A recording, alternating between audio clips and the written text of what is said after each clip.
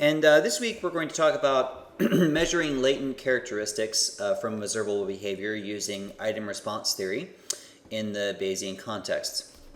So the first thing I want to do is talk a little bit about what the problem here that we're trying to tackle is. The problem we're trying to tackle is how to measure something that we know exists and that influences a behavior that we can see, but that we cannot directly observe. There are lots of examples of this in a variety of fields, including in political science. So the archetypal problem that item response theory was originally designed to solve was measuring learning or a learning ability or some kind of a learning skill. So measuring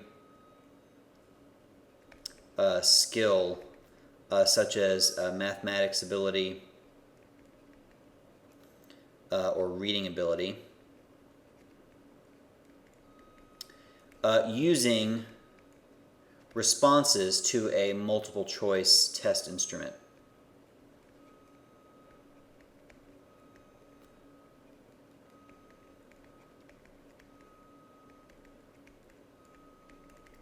So the problem here is that we know we can see how many questions a student gets right on a test, and we know that that has something to do with how good they are at the skill we're testing, like math or reading or what have you. But they're not directly related necessarily to the number of questions you got right. Some questions are easier than others, for example, and so some are better at discriminating ability than others. Some are so hard that nobody gets them. Questions measure different sorts of skills. So, for example, some questions are almost purely math skills. Some are combinations of math and reading ability, like word problems. There are other analytical type skills that may come in there, and so we want to recover that skill data out of a test instrument, a set of responses to a test instrument. And this is actually the problem that IRT, item response theory, was originally designed to solve. But since then, it's been applied to many different problems. Among them, how ideology informs voting behavior in legislatures. So, for example, we know that the congressmen vote according to a whole bunch of different considerations. Probably one of them is what they believe, their ideological beliefs. But we can't necessarily read their ideology straight off our voting records for a variety of reasons. But we might want to try to recover that ideology from their voting patterns in some way, and it's a problem analogous to the testing problem, and if it works for one case, it might work for another case. Another related problem to which this technique has been put in political science is recovering Supreme Court justice ideology from case decisions. This highlights a particular theory in the courts literature, attitudinalism, that says that Supreme Court justices and other judges, but particularly Supreme Court justices, make decisions according to their ideological beliefs and how cases will impact policy in terms of how they will benefit or harm their ideological interests. It's not the only game in town. That's not the only theory of how judges behave. But if that theory is true, then we should be able to look at their voting records and recover their ideology from their case decision voting records. The Supreme Court, as you know, has a certain number of justices on it, and they make decisions by majority rule. So if we look at their votes, if you can call them votes in these cases, we might be able to recover their ideology information. And a number of studies have attempted to do that. The Supreme Court justice case highlights the idea that all of these measurements are theory-bound, which is to say that the measurements are recovered by assuming that people are behaving according to a certain theory, and then measuring the characteristics that are consistent with behavior inside of that theory. So these measures that we're going to produce today, and we'll talk about this a bit later, are they involve theory. They're not theory free. No measurements are probably theory free, but these are particularly bound to theory. And that puts some limitations on how they can be used. You can't use item response theory based measures to test a theory of how people make decisions that's sort of driven by the latent characteristics. So in other words, I can't measure something assuming a theory is true and then use the measurement to test the theory.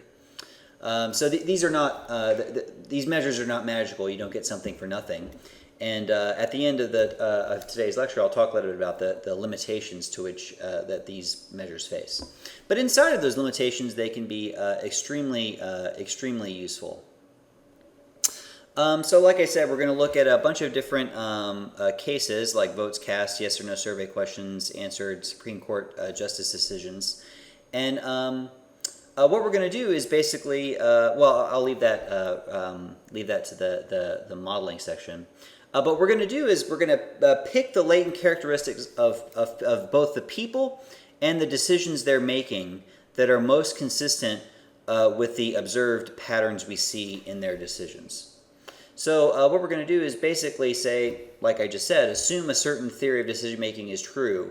Now pick the characteristics of the people and choices, vote choices or Supreme Court cases or whatever, that we see that seems to be most consistent with the data we've observed. It's it sort of should evoke some memories of how one picks parameters in maximum likelihood type scenarios. In this case, we're going to use Bayesian methods, although one can use maximum likelihood methods on item response models.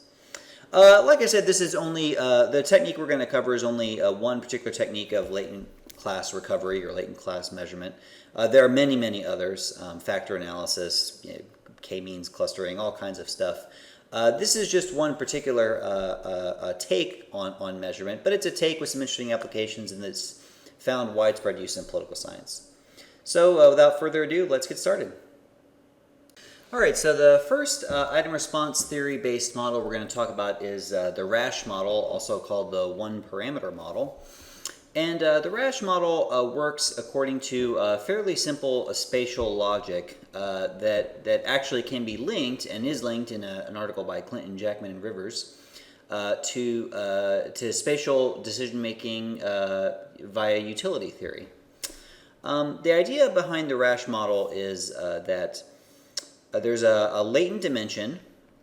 We can't see this dimension, but it exists.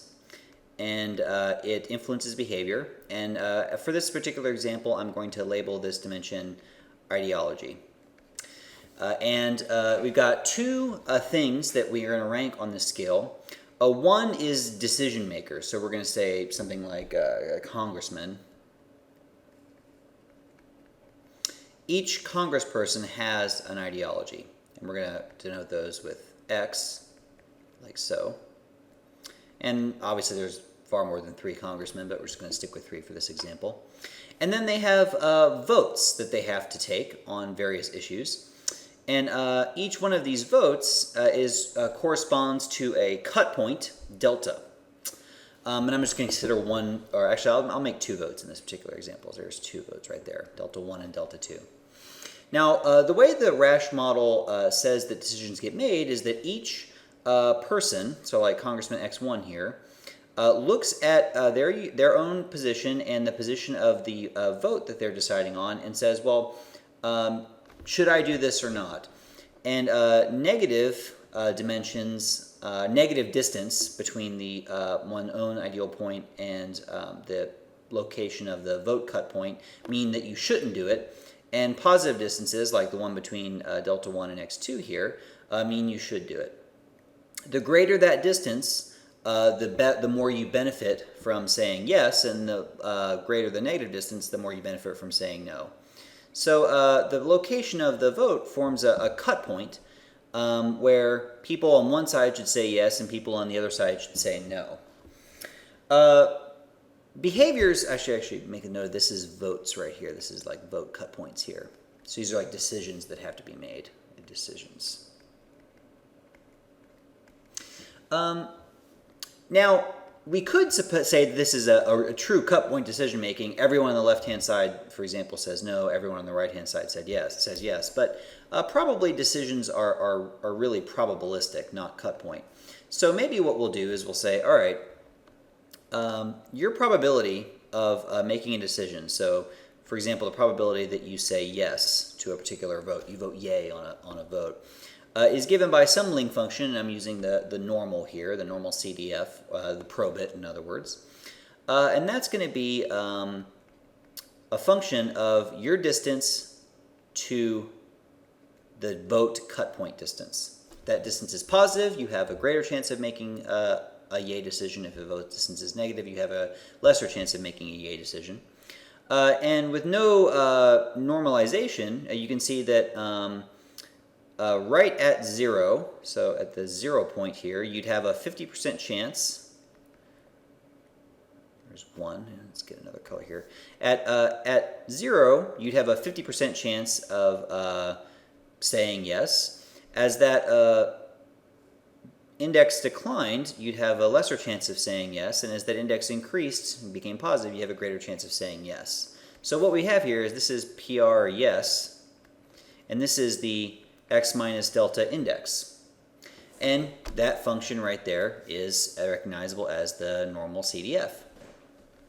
So that's the simple Rasch model. You map positions into decision probabilities. The positions are, first, of the decision makers, and secondly, of the indifference points of votes. Now, I should say here, this is a little different than, I should say that the location of the decisions is a little different than saying it's the location of the proposal in ideological space. Delta is not the position of the proposal, it's the position of the indifference point or the cut point between the proposal and the alternative. And usually the alternative in a voting situation is like the status quo. If a bill fails, then the status quo obtains. That cut point, it could be located between many different points in space. So for example, it could be the case that the bill is located here, that's the bill, and the status quo is located here, that's the status quo. And midway in between these two is the cut point between where I'm indifferent between the two. But that same cut point would exist if the bill were, a little bit to the left, and if the status quo were a little bit to the right. In other words, we can have the same cut point for different pairs of bills and status quos. In terms of the decision model, all that matters is where the cut point is, where people are going to be indifferent between saying yes and saying no to this binary decision. So, but just try not to get confused between thinking that delta is the location of the vote in ideological space. It's actually not. It's the location of the indifference point or the cut point in ideological space. So that's really all there is to a one-parameter Rasch model. Now, there are different ways of writing this model. I've written this in such a way that you've got x1 and delta 1 as separate estimable parameters. Occasionally, people write this in a slightly different way. They write it as the probability of a yes is equal to the logit of beta times the quantity x1 minus delta 1. That's actually equivalent because we can show that this transformation is robust to expansions or contractions of the space of decisions within certain parameters. In other words, that the beta is actually separately identified. Well, it's sort of separately identifiable, but it's the model is sort of, these two models are equivalent, and this leads naturally to questions of identification. So instead of talking around this issue, let's just jump right into talking about identification constraints in the Rasch model. Well, so you've seen the Rasch model, and there's a problem with the Rasch model, not an insurmountable problem, but something nevertheless to be thought about. The Rasch model is technically unidentified. What do we mean? I don't like black. What do we mean by unidentified? What I mean by unidentified is the statistical sense of identification, wherein each parameter has to have a unique solution. In maximum likelihood framework, it would be a unique maximum likelihood solution in any particular data set. Another way of thinking about it is that you shouldn't be able to change two parameters at the same time and end up with the same likelihood or probability for all observations in the data set. The Rash model is unidentified because, in a sense, the spatial model has an identification issue. So let's just consider a case where we've got a couple of different, here's two different people in the space and then one decision, delta 1 here. And the relevant criteria for whether these people decide to choose yay or nay for item delta 1 are going to be the distances between the ideal point and the cut point, the indifference point for this vote, delta 1 here. Now imagine what would happen if everything in this scale was moved over by a constant amount. We'll call that amount, let's call it alpha. So we're going to move everything over by alpha. So now everything is in a different location than it was before. x1 prime, x2 prime, and then there's green here. It moves over by alpha. This becomes right there, delta 1 prime. All the distances are the same as they were before. The distance from x1 prime to delta 1 prime is still d1. The distance from delta 1 prime to x2 prime, yeah, I'm a very bad artist, that should be d2. In other words, the key arguments that enter into the probit function, remember the probit that's going to be used to calculate the probabilities of voting yay or nay, are going to be functions of each person's ideal point and the particular location of the cut point for this vote. That's a distance right there. That distance is going to be the same in either of these two locations, the original location or the prime locations, for all these items. Now, this causes a problem because when we run our Bayesian model, or if we're doing a maximum likelihood version of this model, we need there to be a unique solution to the problem. Otherwise, what will happen is the Markov chain or the maximum likelihood algorithm will not be able to discriminate or choose among all these different potential solutions, and so it'll get lost, and you'll get results that don't necessarily make sense. Fortunately, this is a one parameter model, right? Remember, this is a 1PL, one parameter latent variable model, or the Rash model. We can force identification of the parameters by simply specifying priors for example, the X individual locations. What that does is it anchors the position of the vote locations in space. So, for example, if we say, all right, here's a 0 point, and all the X's are going to have priors. They're sort of located somewhere in this space around a normal with mean 0 and standard deviation, whatever, standard variance 1 or something. That's going to force all of the X parameters to stay in this neighborhood as you're sampling them with the Markov chain Monte Carlo process. And that's going to sort of cause them all to fit in that space and not wander far off into outer reaches of the space. It's also going to tend to concentrate them around the prior. That will allow for identification, at least in the one parameter model or the Rash model. Another way of going about this, which will also work and which will make greater use of in multiple parameter models, is you can force certain either votes, I should say votes or people, deciders, in space. You can set a few of them to be fixed values. So in the one parameter case, here's what that looks like. So here's the latent variable, the latent class that we're trying to recover. So this could be like ideology. And we don't know where everyone goes in this space, but we're going to say, okay, I'm just going to fix, let's say I've got 20 people. So X, oops, that's not good. Each element of, there's a whole set of these, X1, X2, blah, blah, blah, up to X20. I'm just going to say X1 is located right here at, say, 0. And X2 is located right here at 1. I'm just going to fix those points in space. Every other person is going to be defined relative to these 2 points. So for example, if x3 is somewhere in between x1 and x2, he's going to be positioned according to his relative location between x1 and x2. If x4 is more rightist than x2, then he'll go somewhere out here, and so on. If you fix x1 and x2 in space, what that does is it allows relative location, or relative, it solves the identification problem by identifying all the other people relative to x1 and x2 in the one-dimensional space. Now the rule in this case is that you need to have at least one, you need to be able to define, you need to, in other words, have technically a basis space in the ideology, in the space you're trying to recover latent dimensions from. So in this case, we've got a one-dimensional ideology, so we need 2 points fixed in space to create a line in that space, which then everything else will be defined around.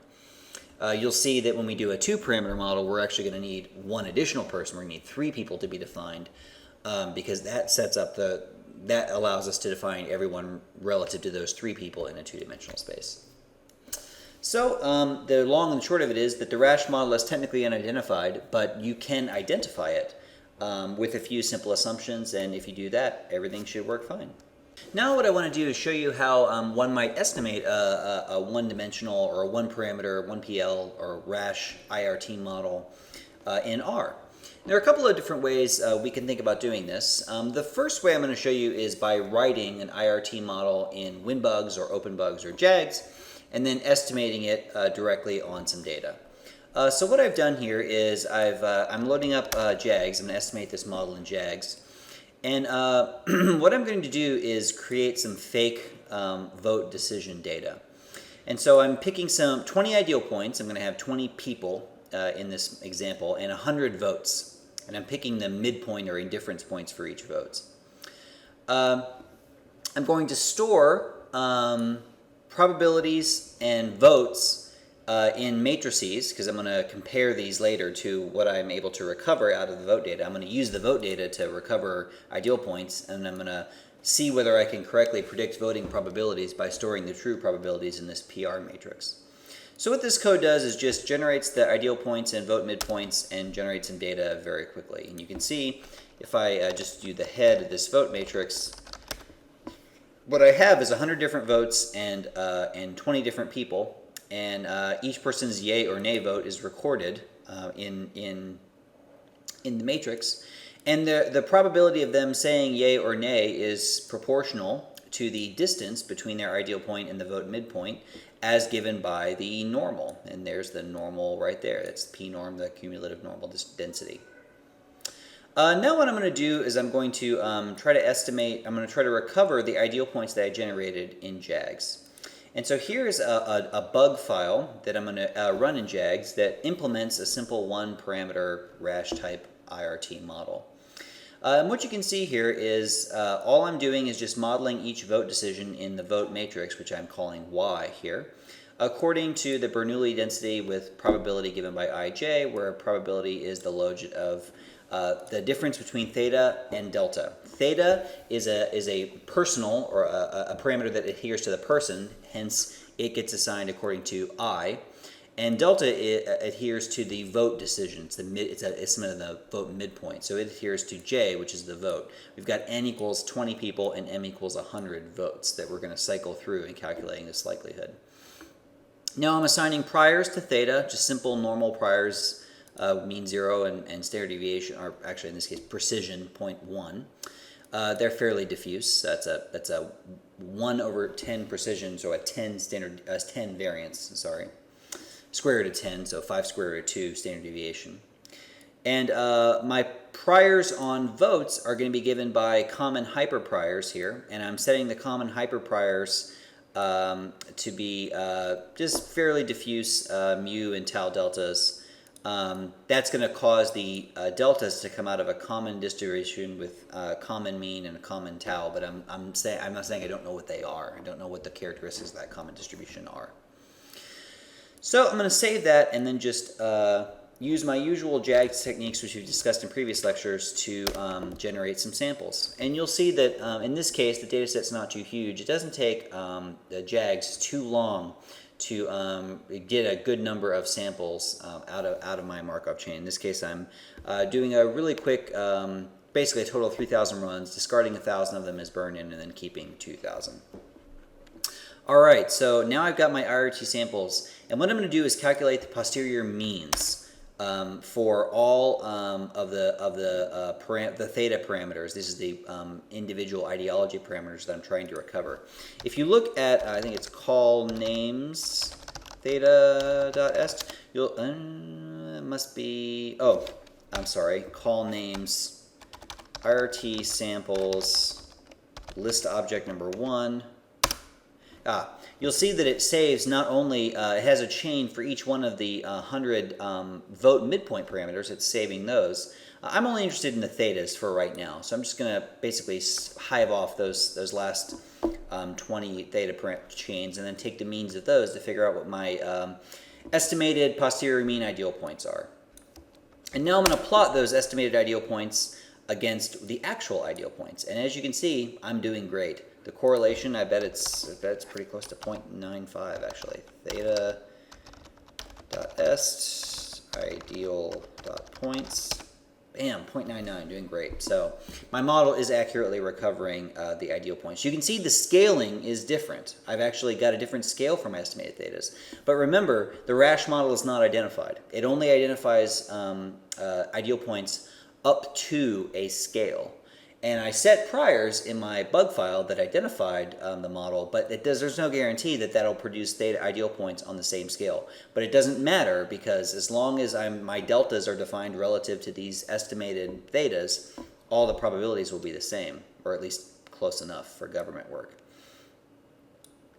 So now what I'm going to do is recover those deltas and use this to, actually you can see that if I do a plot of the estimated deltas against the true deltas, I'm getting pretty close to the deltas as well. As you can see, I'm estimating them quite well. The correlation is pretty high. These are the true midpoints. These are the estimated midpoints. Now what I want to do is see whether I'm accurately recovering probabilities. So what I'm going to do is just run through that code I had before to generate the real probabilities, but instead I'm going to use my posterior mean estimates to generate posterior predictions of a very simple kind.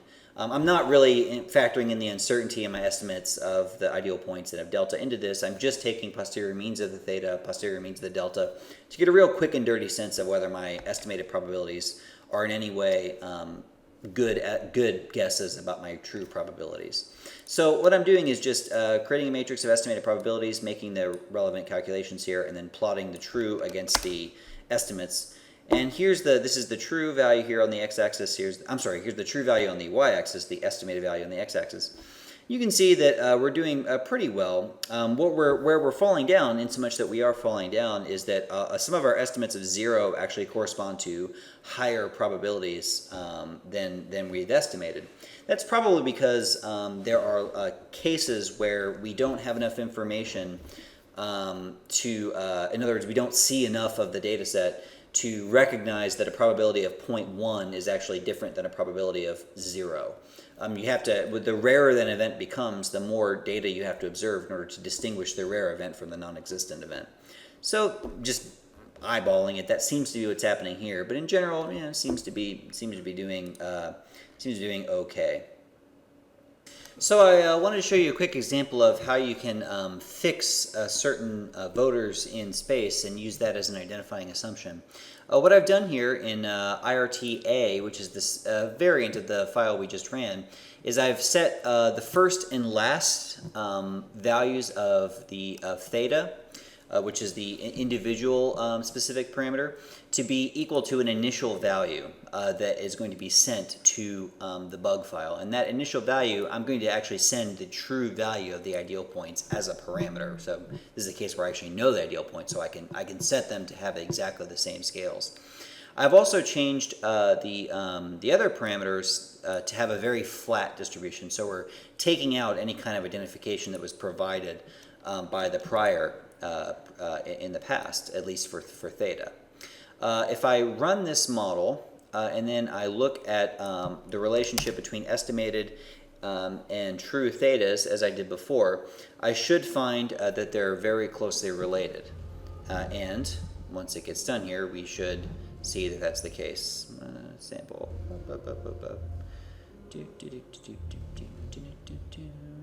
Bam. Okay.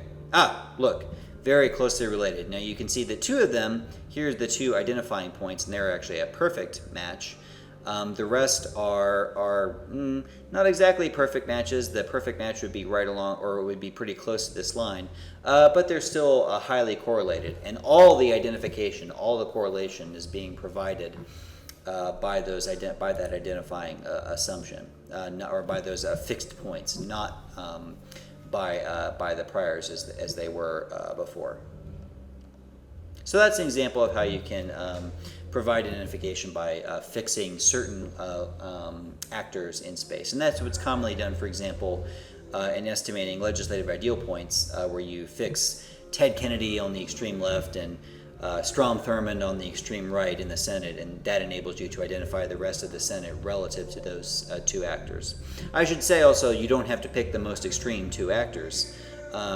You try to pick people that are far enough apart that you get a good amount of identification provided by those people, but you don't have to pick the most extreme people in the data set in order for it to work.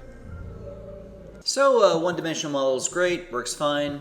But for a lot of the things that we care about, the characteristics that we're after are multidimensional. So for example, ideology is a really good example of this. Let me give you a for instance. So in many of the latent variable models of congressional roll call voting over the years in the United States Congress, it's been found that there are typically two dimensions to voting. Two dimensions of ideology that are recovered via voting, and those differ over the years as to what they might mean in terms of their interpretation. So far, we've sort of been able to, in a fairly simplistic way, say, oh, well, we recover this dimension in voting, it must be something like ideology. But when you recover two dimensions, then you have to start to think about what those dimensions are and how they partition out whatever is being used to make the decision. And so, for example, one might be straight up left-right ideology in the traditional American partisan sense, and another dimension that influences voting might be something like civil rights.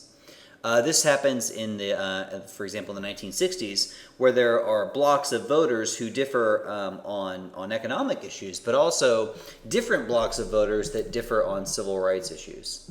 In the modern context, this is typically not exactly what we're after. Most of the civil rights issues, at least in terms of the racial civil rights issues, have already been decided.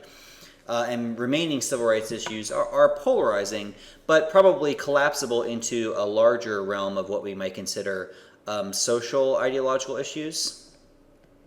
And those are distinct from economic ideological issues. And we might see different blocks of voters in different votes taking different positions because of their positions in these two matrices. So what would a two-parameter model look like in this case? Well, we'd have people, just like before, that are in this space, x1, x2, and so on. x3, put a third person in the space. And there are going to be 0 points for voting bills. So like here's a bill whose 0 point is at delta 1. But now when somebody goes to make a decision, they're still going to compare themselves to as they did before. But they're going to, instead of comparing themselves just to delta 1, they're going to compare themselves to whether they're to the right or left of the indifference point. So delta 1, if I'm interpreting this correctly, will be the point at which both options give a utility in a sense of 0. The cut point line, though, has many other indifference points, and that's because it's possible to be indifferent between two policies, both of which you lose, or you're worse off, or you don't like them, but you dislike them both equally, or you can even like both of them, but like them both equally. They can sort of both be good for you. So the cutting line gives all of the different positions, ideological positions, that will be indifferent to this particular vote, this binary vote choice. They're indifferent to both options in the vote choice. And so what we need to do in the multidimensional case is locate delta 1, but also locate that cutting line in space, and then finally locate all of the voters. So what this all boils down to is we're going to estimate a whole bunch of parameters, many more than we did in the previous case. First, let me write down the model and then sort of give you a sense of how this equates visually. So in this case, the probability that any particular individual votes yes or in favor, and we're just arbitrarily saying one side of the line is yes and one side of the line is no, is going to be, again, given by some kind of link function. I'm using the probit in this case. But now, for every vote, we're going to have a slope parameter on each dimension and a location parameter for each dimension. Plus beta 2, or I'm sorry, beta 1, 2, x 1, 2 minus delta 1, 2. Okay, these are not squared terms, incidentally. These are just superscripts indicating 2, a dimension 2. So these are the characteristics on dimension 1, and these are the characteristics on dimension 2. We'll call this dimension 1, and we'll call this dimension 2. x1, superscript 1, is just this person's location on the first scale, which in this case we've noted economic ideology. And the second is their location on the second scale, social ideology. And the same holds true for delta right here. And as before, the distances in both directions, so in this case this distance and this distance, determine whether a person is going to vote for or against a particular object or a particular vote choice. But they may weight these things differently. And in particular, every vote choice might have different characteristics that make it more or less sensitive to these two ideological dimensions. So consider, for example, a one-line bill that just says all abortions will be banned. That kind of bill is likely to be mostly social in nature, doesn't have a lot of economic implications, and so we would expect its cut line to be fairly low sloped in the sense of it tends to discriminate strictly on the basis of social ideology. We can imagine tax bills might be more vertically, so we'll call this the abortion bill. And this is like a pure tax bill, something that really cuts on economic ideology but doesn't really have much of people in different sociologies, doesn't really sort them very well.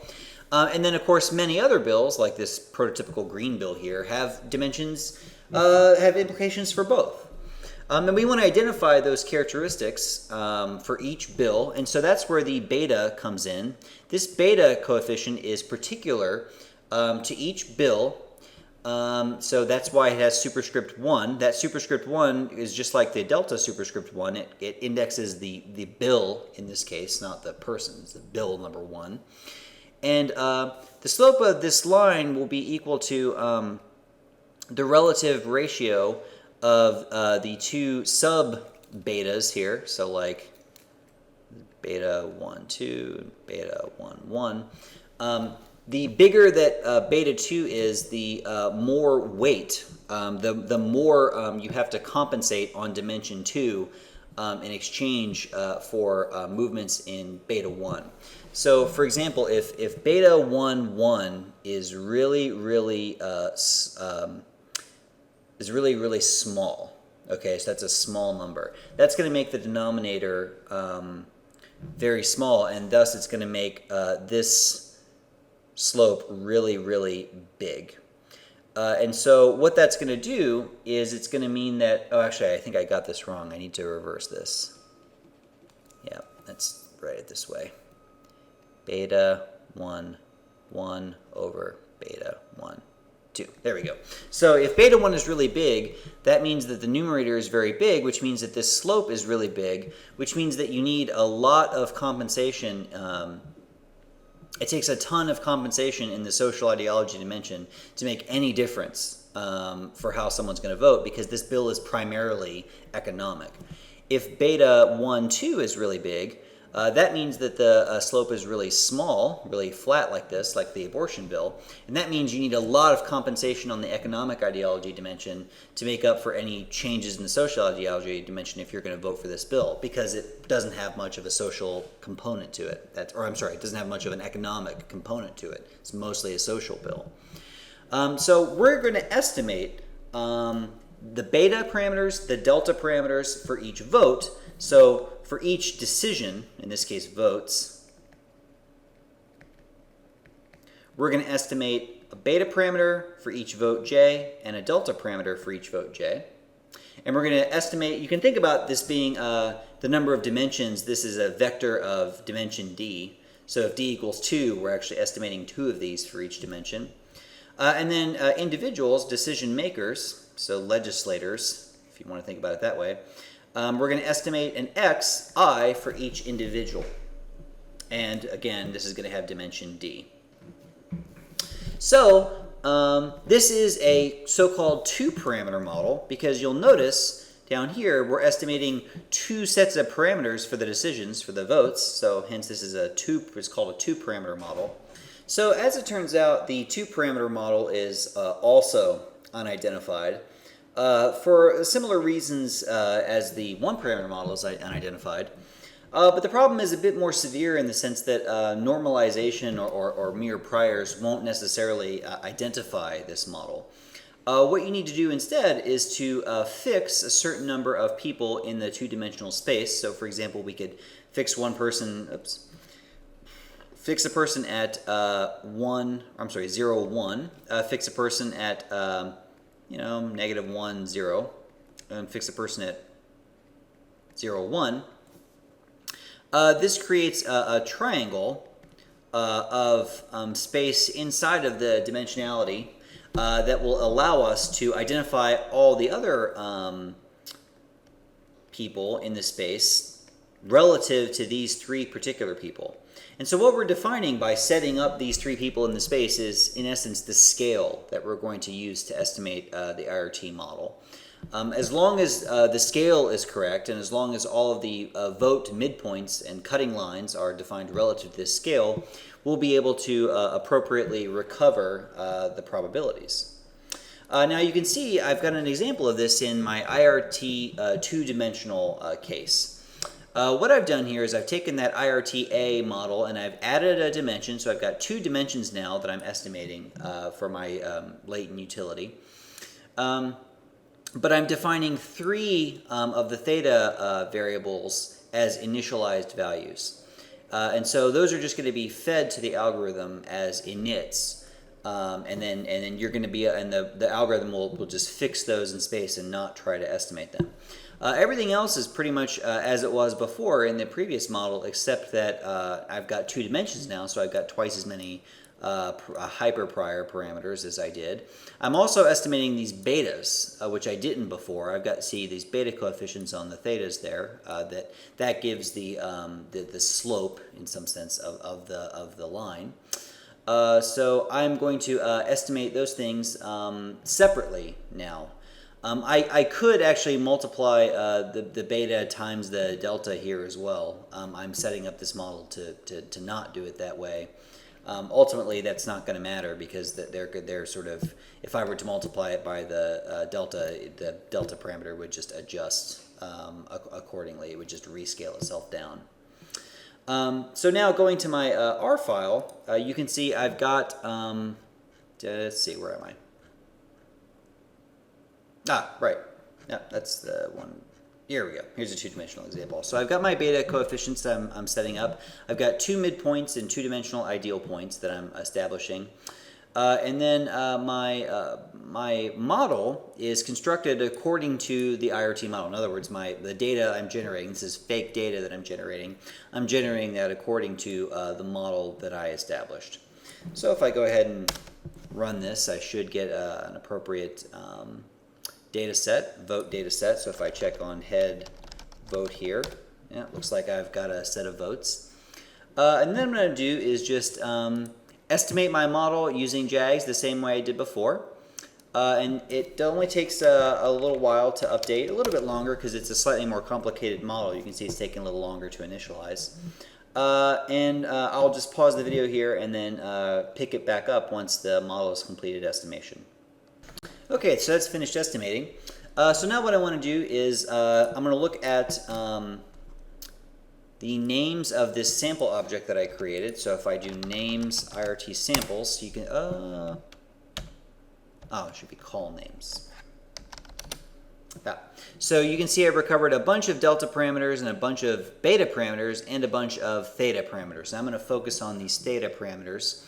So I'm going to extract just those theta estimates. Again, I'm taking the posterior means of the chains for these estimated thetas. And then I'm going to plot my theta estimates for the second dimension against my theta estimates for the first dimension. So this is going to get me the two-dimensional estimated ideal points that I've recovered using this process. And now I'm going to plot the true ideal points over top of them using different symbols. Bam. Doing pretty well. Now you can see I'm doing perfectly on 3 of them, like that one right there. I'm doing perfectly on that one. I'm doing perfectly on that one right there. That's actually because it's not because I'm awesome. It's because those are the ones that were fixed in initial values. You'll notice I had to fix 3 initial values. The theta inits right here, I set them to be correct, to be true. So I'm nailing those exactly. All the rest of them are getting nailed to greater or lesser degree of accuracy. And if I look at the correlation between the true values and the estimates, I'm getting correlations upward of 0.9, 0.95. These are pretty good correlations. So I am doing a pretty good job of recovering these estimates. And if you want to see directly, I could do a plot of ideal points, say 2, which is the second dimension, against my theta est mat 2. And you can see I'm recovering those pretty well, not exactly on the same scale, although pretty close. And I'm doing a pretty good job of recovering those pretty accurately. So my two-dimensional model works. That's kind of nice. Now I promised you that there would be another way of estimating these models, and there is. What I'm going to do now is show you the PSCL package, which was put together by Simon Jackman. The PSCL package has a method of estimating IRT models in multiple dimensions, and also has some interesting data that you can use to practice this particular method on. And it can help you estimate these models without having to go through the trouble of manually writing a bug file. So what I've got here is the PSCL package. That's the package that Jackman wrote. And there's some data in this, and the first bit of data I'm going to use is S109. S109 is a data set that Simon Jackman prepared of votes, roll call votes in the 109th Senate. His particular algorithm uses a data format called a roll call. And if you look at, I think it's roll call, that's a class that is just a particular object in which yes-no voting data is stored. Now, if you wanted to create a roll call object, now S109 is sort of already a roll call object, so I just layered it in and it was already a roll call object.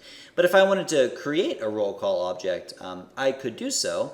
So if I wanted to create a roll call object out of my previous vote object, I could just use the command roll call.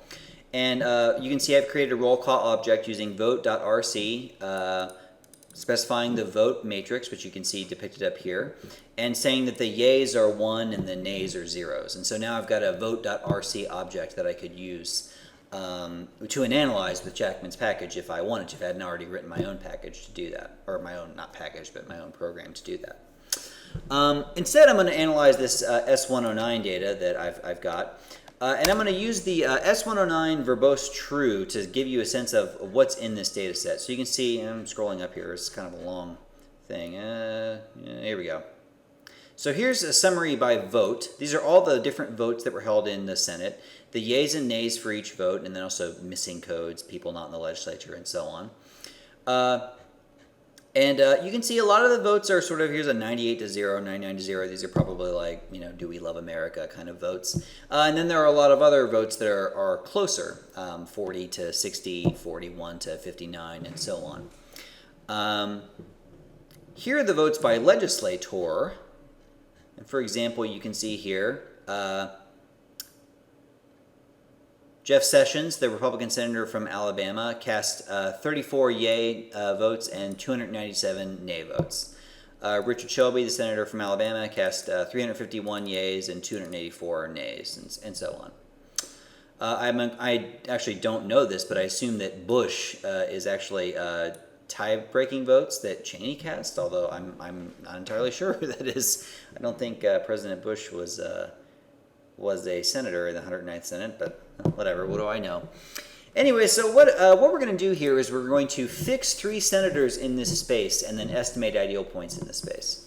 So we're fixing Kennedy to have a -1, 0 ideal point, Senator Enzi to have a 1, 0, so that's an extreme right senator, and Lincoln Chafee, who's a moderate. We're going to put him as a 0, dead center in the left-right spectrum, and -0.5. So we're sort of putting him on the second axis, whatever that may be. And this constrain.legis function generates the appropriate starting values, priors, and fixed points that are necessary to identify this particular model. And then what I'm going to do is just estimate this model using the ideal function. And I'm going to call up ideal here so we can talk a little bit about it in the help file while it's running. So let's just let that run. Ideal takes an object, which in this case is a roll call object like S109. You tell it D, the number of dimensions you wish to recover, latent dimensions you wish to extract from this data set. You feed it some priors. So in this case, I'm feeding it the constrained priors that I fed it before. If you leave this as null, it will actually just create its own very diffuse priors, but the model may not be identified. In fact, in many cases, it will not be identified in a two-dimensional model. The start values are actually also this CL2 object. Those start values are, the nice thing about that constrain.legis function is that it calculates priors and start values for you, so hopefully the chain gets off to a good start. Store.item, true, just tells the model that you want to not only remember the estimated ideal points for the legislators, but also the locations of the cutting lines, the cutting planes, which we can plot if we wish. It's done. Max iter just tells it how many MCMC samples to take. Burn-in is a burn-in, just like any MCMC chain, and thinning is thinning, just like any MCMC chain. These are I believe these are the defaults. I may have shortened the burn-in a bit, lengthened the max iteration. I forget, I changed it a little bit, but these are pretty close to the defaults. So if I do a plot on the resulting object, which I've stored in ID2 constrained here, what you'll get is a two-dimensional plot highlighted by party. So these are the Republicans and these are the Democrats in light blue. Republicans are red and one independent in green. That might be Lieberman, not sure. And you can see that there's clear separation of the parties on both dimensions. However, the dimensions are not the same, and there's probably, anyway, so that's what's happening here. If you want, you can also, there are just a ton of votes in this Congress, but if you want to overlay the cutting planes for all these votes, you can specify overlay cutting planes as 2, and then you'll get zillions of votes. This is perhaps a little more informative when there are fewer votes. Nevertheless, you can plot those if you like. So what's nice about this is that it allows you to do IRT sampling pretty easily. It takes care of a lot of the dirty work for you. And I should say, even though that this data set is a legislative data set, and even though it's sort of, this example is very legislative in nature, it's not the case that you always have to that you have to use legislative data to use the ideal estimation command.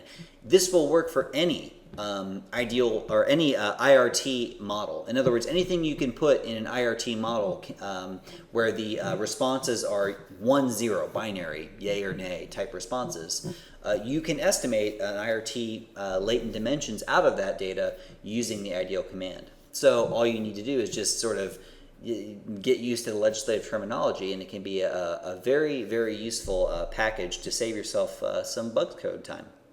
All right, so I want to wrap up this hayride with a brief discussion of the limitations of IRT measures.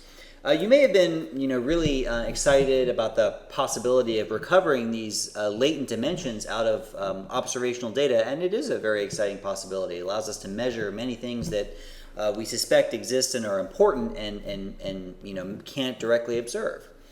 But they're not magic bullets. And in particular, IRT models assume many things. They assume, in particular, the truth of a particular theory of decision making in order to recover their estimates. You'll notice that the rash model and the two-parameter model, they recover betas, deltas, and x's on the theory that these things are all related to one another in a very specific way that produces vote outcomes. That means a bunch of things.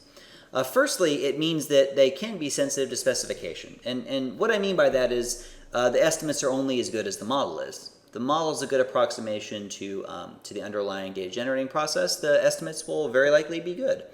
If the model is a poor approximation to the underlying DGP, probably the estimates will be bad. Consider, for example, the possibility of strategic voting.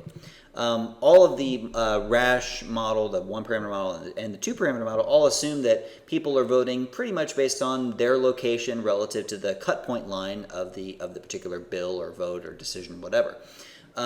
If, however, legislators don't simply vote according to their own preferences, but they coalesce with their party, or they strategically vote yes or no in order to influence later votes, or if there's some kind of log rolling going on, none of that is going to be captured in this model. And in fact, you could get misleading indicators of their ideology because the ideology estimates are recovered strictly based on the vote behavior. That's all we see is vote patterns. So what I mean by sensitive to specification is the theory needs to at least, the theory behind the IRT process that you're estimating needs to at least be a decent approximation to what you think is actually going on. And if it's not, then you could have a problem. It's also important to remember that IRT measures, by their nature, can't be used for everything. For example, we can't use IRT measures to test a spatial model of voting because they're constructed using a spatial model of voting. So you can't predict Y with Y. You also can't use Y to make X that then predicts Y. You can't use an estimate that's generated out of a theory of spatial voting to then test to see whether spatial voting is a good idea or is a correct description of what's going on. Along the same lines, you can't, say, predict vote choices using ideology estimates that are generated out of IRT models, at least if those particular choices were used to create the ideology variable. Now, I may be able to use voting patterns from previous years to estimate future voting patterns. That's a perfectly reasonable thing to do. But I can't, for example, use legislator ideology as recovered by a Bayesian IRT model and then use that as a predictor of congressional voting behavior. That's, in essence, using vote behavior to predict vote behavior. Because remember, IRT estimates are they are vote behavior crystallized through the lens of a particular theory. So with those limitations in mind, IRT models can be very useful at generating estimates. For example, if we need measures of government ideology, or we want to test some kind of theory that doesn't directly, if we can assume that IRT measures are true as a part of the test, then it's perfectly acceptable to test them. You just can't test things for which the IRT measures are themselves open to question, whether they're part of the thing being tested. They're part of the thing at stake. All right, that's enough for 1 week. Thanks a lot, and I will see you next time.